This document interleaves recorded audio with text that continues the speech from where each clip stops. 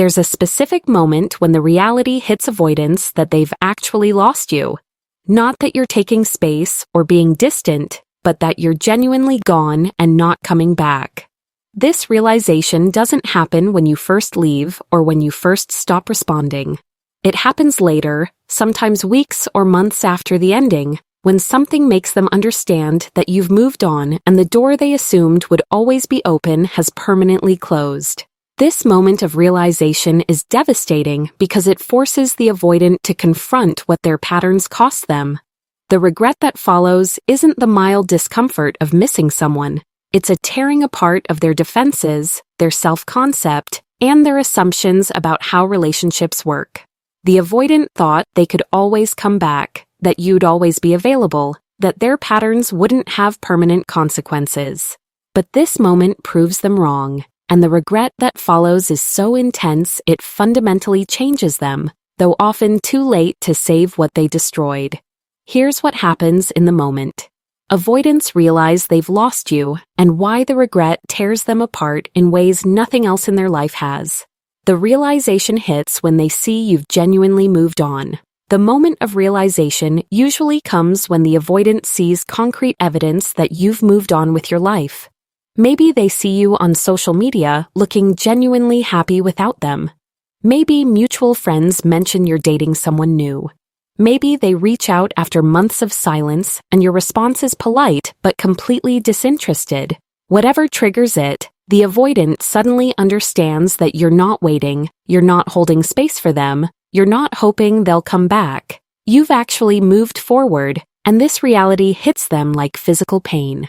The evidence of your moving on destroys the narrative the avoidant had been maintaining. They told themselves you'd always care, that the connection was too strong for you to really let go, that they could come back when they were ready and you'd still be interested. But seeing you genuinely happy, genuinely building a life that doesn't include them, genuinely done with them rather than just hurt by them, shatters that comfortable delusion. The avoidant realizes they didn't just lose temporary access to you. They lost you completely, and this loss is permanent. The realization also includes understanding that they're being replaced, or that you don't need to replace them because you're complete without them. Subscribe for insights into attachment psychology that reveal why certain losses affect avoidance so intensely. If you're with someone new, the avoidant sees that someone else is getting the version of you they took for granted.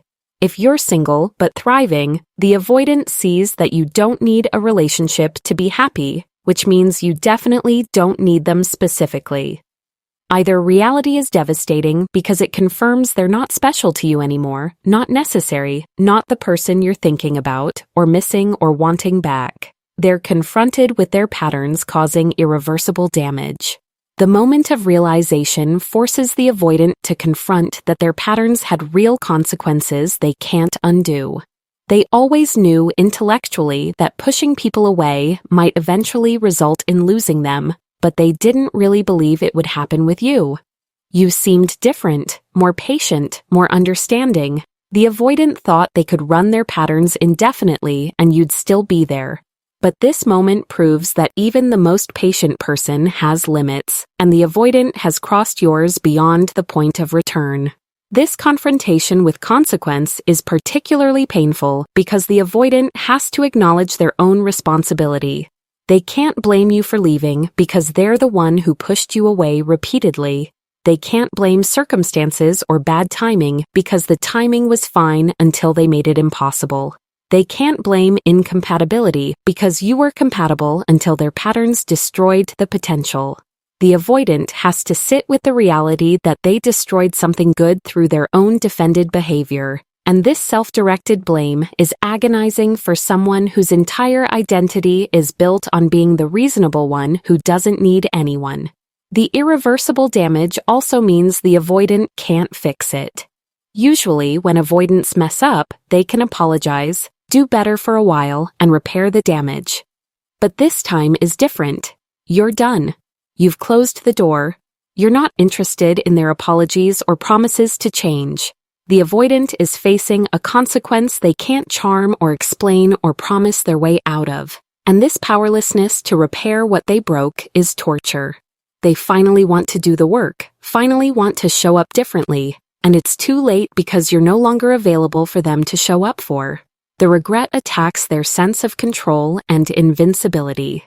Part of what makes this regret so devastating is that it destroys the avoidant's sense of control over relationships. Avoidants maintain control through distance. They decide when to engage and when to withdraw. They determine the pace and depth of connection. They keep the power to end things or pull away whenever vulnerability gets uncomfortable. But losing you completely, losing you permanently, means they've lost control. You made the final decision. You closed the door. You moved on without their permission or input. The avoidant's illusion of control is shattered, and with it goes their sense of safety. The loss of control is terrifying because it means the avoidant isn't protected by their patterns the way they thought they were. They believe distance kept them safe from pain, but losing you hurts far more than the vulnerability of staying ever would have.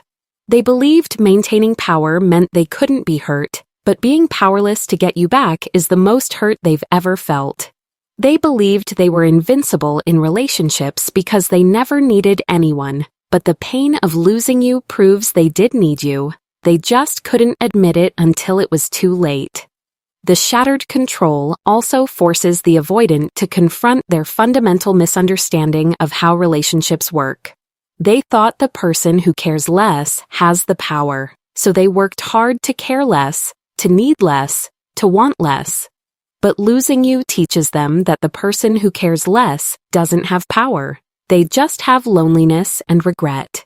Real power in relationships comes from being brave enough to be vulnerable, to show up, to care openly.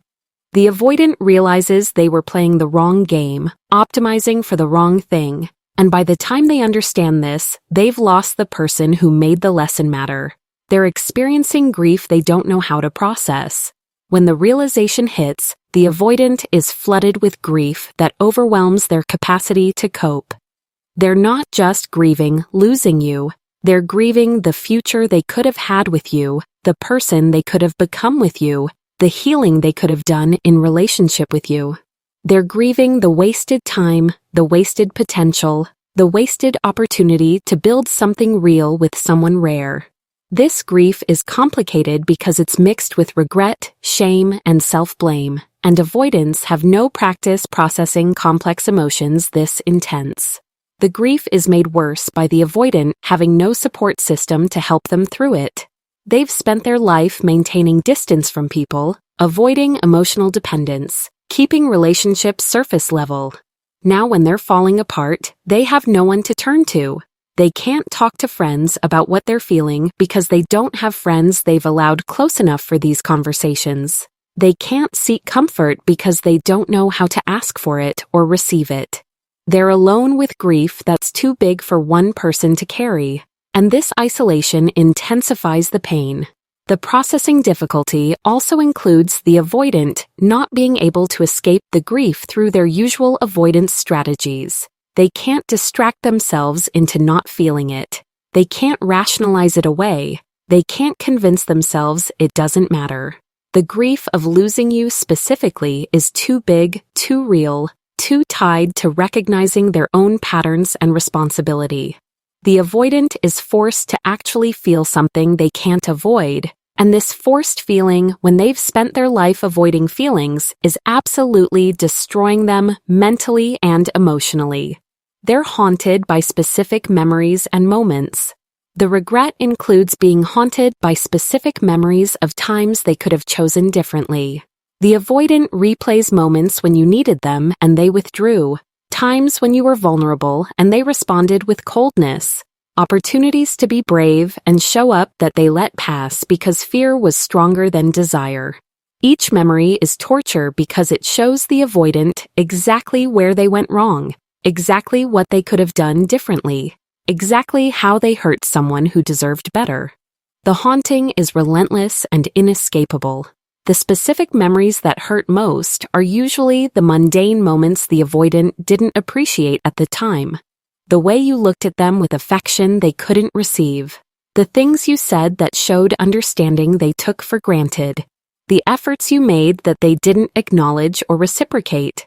The avoidant would give anything to go back to those moments and respond differently, be present, show appreciation, let themselves feel and express what you meant to them. But those moments are gone, preserved only in memory as evidence of everything the avoidant failed to recognize until it was too late. The haunting also includes the avoidant imagining alternative timelines. What if they'd been brave enough to be vulnerable? What if they'd gone to therapy and worked on their patterns? What if they'd chosen connection over defense even once when it mattered? These imagined alternatives torture the avoidant because they show what could have been possible. The future with you that they destroyed through their choices becomes painfully vivid now that it's impossible. The avoidant is living with ghost versions of a life they could have had, and this is its own form of grief that compounds the loss. They're questioning their entire approach to relationships. The realization that they've lost you forces the avoidant to question everything they've believed about relationships and themselves. They thought independence was strength, but now it looks like fear masquerading as strength. They thought emotional distance was protection, but now it looks like the thing that cost them everything they actually wanted. They thought their patterns were necessary for survival, but now they look like self-sabotage that guaranteed they'd end up alone. Every belief the avoidant held about relationships is called into question by the pain of losing you. This questioning extends to the avoidant's entire identity. They've always seen themselves as the person who doesn't need anyone, who's fine alone, who values freedom above all else. But the pain of losing you proves that identity was a lie they told themselves. They do need people. They're not fine alone. Freedom without connection is just isolation. The avoidant's whole sense of self is crumbling because it was built on defensive lies rather than authentic truth. And losing you is what exposes those lies in ways they can no longer deny. The identity crisis also includes the avoidant recognizing they're the problem in their relationships. They always thought other people were too needy, too demanding, too much, but you weren't too much. You were reasonable, and they still lost you. This forces the avoidant to accept that the common denominator in all their failed relationships is them, their patterns, their inability to show up. This recognition is devastating because it means if they don't change, they'll keep losing people, keep ending up alone, keep destroying potential for real connection through the same defended patterns. They're desperate to reach out but paralyzed by shame. When the regret hits, the avoidant desperately wants to reach out, to tell you everything they're feeling, to beg for another chance. But shame paralyzes them. Shame about how they treated you. Shame about how long it took them to realize what they lost. Shame about their patterns and their responsibility for the ending. The shame is so intense that reaching out feels impossible. The avoidant feels they don't deserve to ask for anything from you after how they behaved, and this belief keeps them silent even as they're desperate to connect. The paralysis also comes from fear of confirmation. Right now, the avoidant can maintain some hope that maybe you'd give them another chance if they reached out. But if they reach out and you reject them clearly, that hope dies. The avoidant would rather live with painful hope than risk the definitive pain of being told explicitly that it's over and you've moved on. So they stay silent, composing messages they never send, having imaginary conversations, wishing for the courage to be vulnerable but unable to overcome the fear that protects them from final rejection. The desperation without action is torture. The avoidant is suffering intensely, but doing nothing to change it because action requires vulnerability. They're still too defended to risk. They want you back, but they want you to make the first move, to reach out to them, to make it easy. But you're not going to do that because you're done. The avoidant is waiting for you to solve a problem they created, and this passivity is part of what makes their regret so devastating.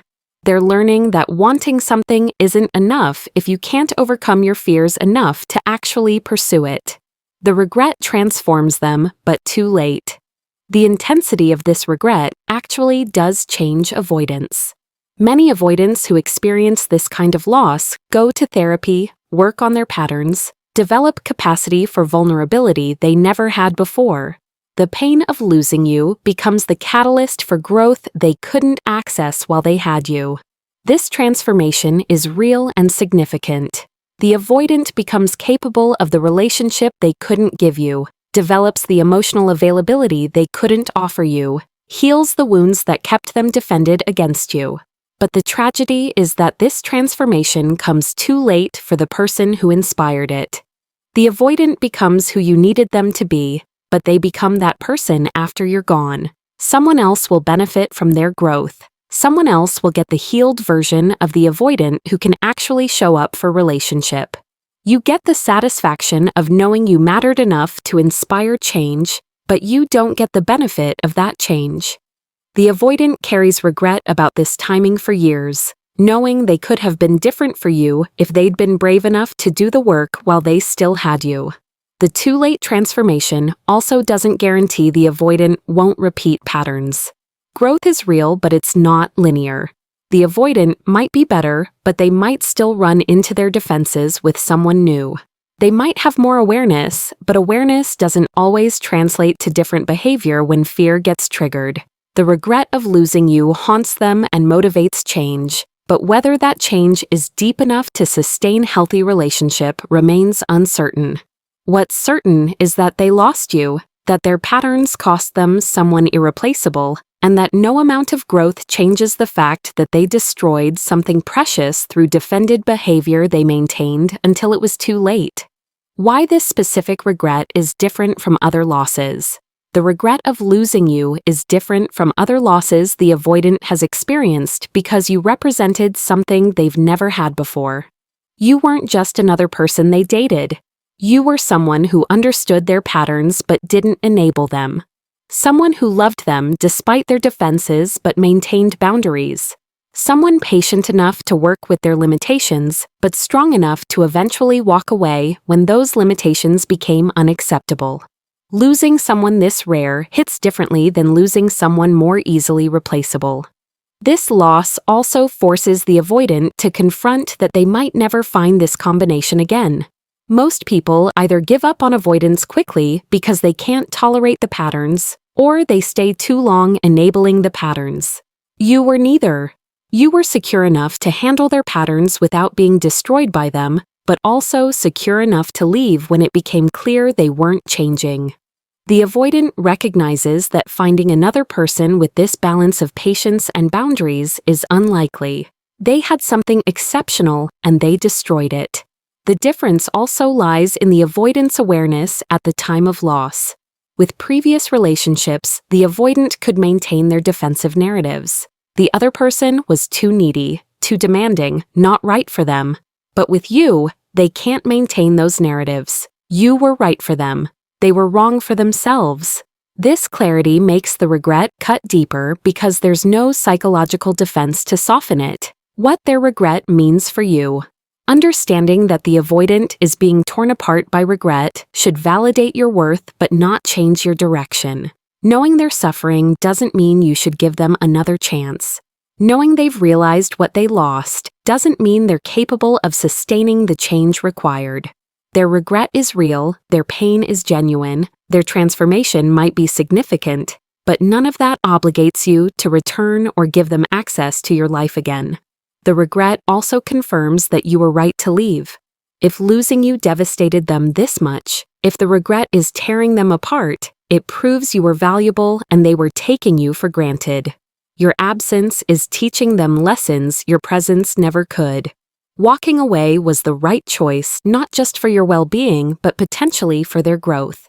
Your knowledge of their regret should empower you to keep moving forward.